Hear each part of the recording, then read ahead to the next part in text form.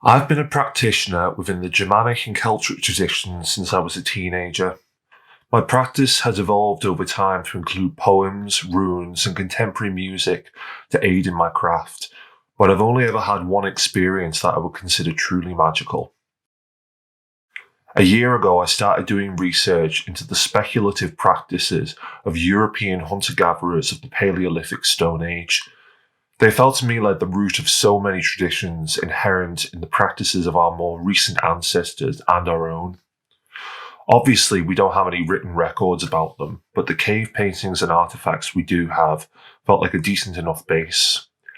With this in mind, I tried to contact the spirits of the animals that they would have encountered, but only the ones that were no longer with us, like mammoths, giant elk, cave bears, cave lions, and others.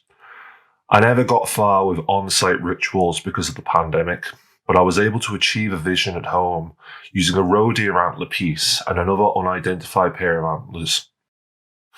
I won't go into full details about the ritual itself, but when I went to sleep that night, I had a visitation. I'd always been skeptical about the concept until it actually happened. I found myself looking at a sand dune with a single pine tree on top of it. In the background, there was an aurora. It painted the night sky a slight green.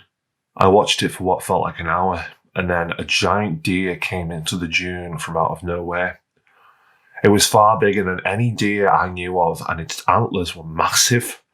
I couldn't identify it as anything else but a megaloceros, a species of giant deer now extinct, but featured frequently in cave art, that much I knew. It didn't look at me, just stood there for a minute or two. Then it gave out a cry, as stags often do, and then